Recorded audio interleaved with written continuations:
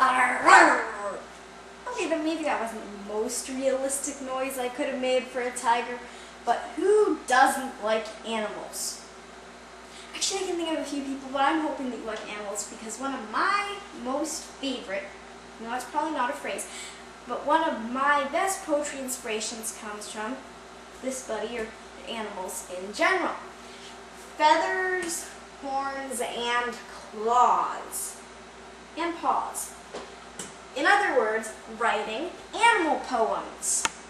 Pouncing tigers, shimmering coin, enchanted ponds, wild wolves howling, ow, in the Arctic night. There are millions of species of animals in the world.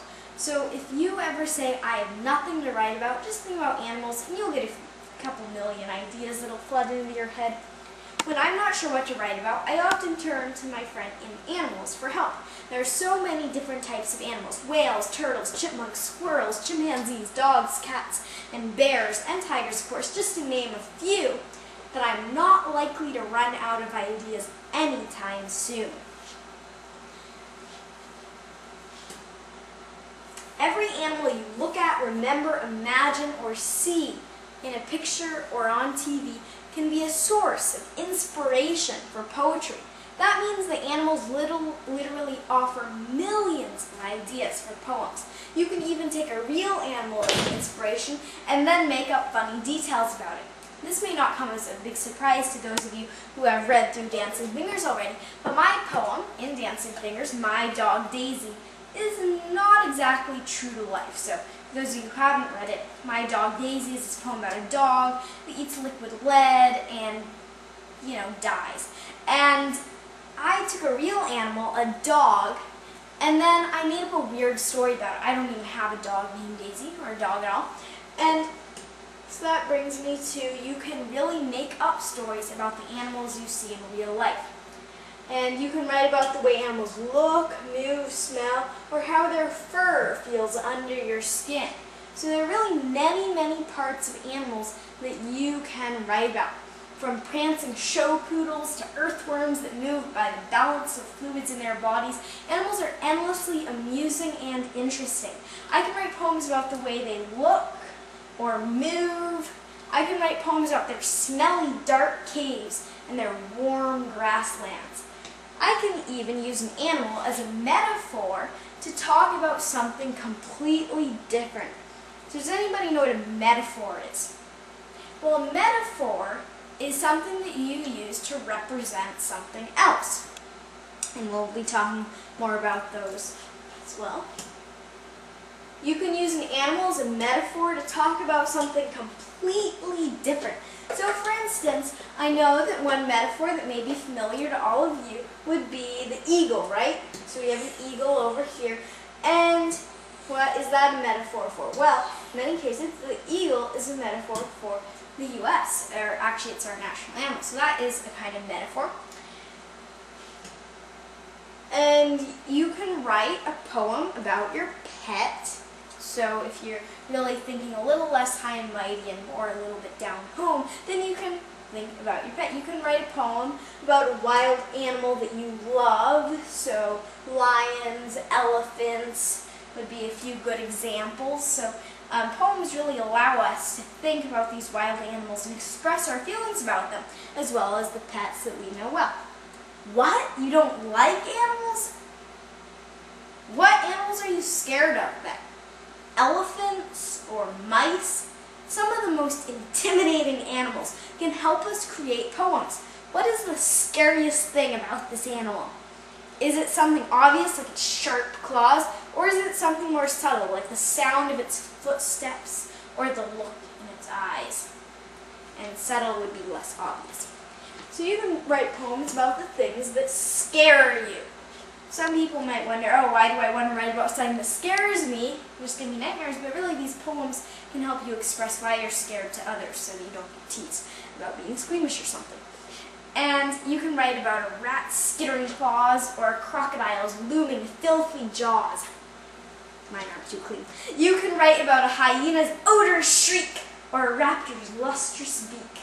Oh, great, a rhyme. That was perfect. When you write about animals, you have the chance to use lots and lots of descriptive words and action words. That's my action move. So for instance, as far as descriptive, we can have something like shimmering, rotund, silky. And then action words, which are personally my favorite, we could have stuff like leap, snarl, hiss.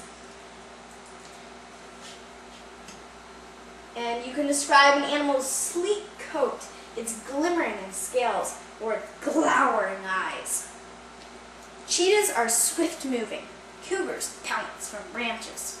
When we write poems about animals, we get to use exciting action words, such as pounce, prance, snort, and snarl, for a few examples.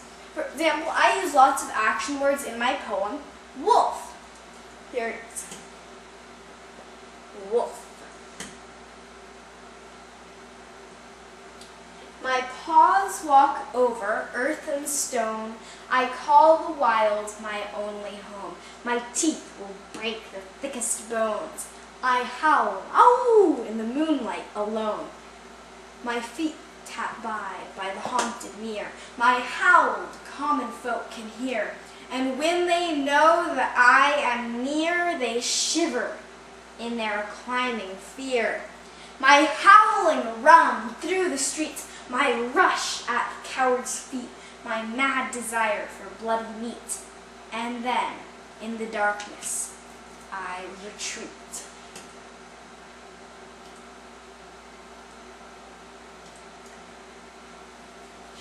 And a mirror, by the way, is in this case a lake. So specific action words, like, and I'll go back and highlight them. For instance, break, you can highlight that. This is a specific action word. You can actually see that break. Howl, another good action word, to hear something. Let's find some more action words. You can guess them. What about tap? And then here's another howl. So these are just a few examples of action words that you can use to help your readers visualize and hear the poem. Shiver, climbing, these are all excellent action words. So in poems, you really have the chance to use these and make our readers shiver and have climbing fear if you want that to be the purpose of your poem. So here are some writing ideas. Now it's your turn. You could write a poem about your ideal imaginary pet. So for instance, I know that when I was little, or littler, I'm still little, then I and my sister especially, we both really wanted a pet. But our parents were like, oh, they'll fleas, or I don't know, they'll eat random stuff and bite us and that kind of thing. So they would always come up with excuses not to get us a pet. And my sister and I, we would really have all these ideal imaginary pets. As a result, I would be thinking of a really nice furry kitten, and so would my sister, and she'd be thinking of an intelligent chimpanzee, all these different kinds of ideal imaginary pets. So if you don't have a pet, or you just think that your pet that you have is not adequate, then you can come up with an ideal imaginary one.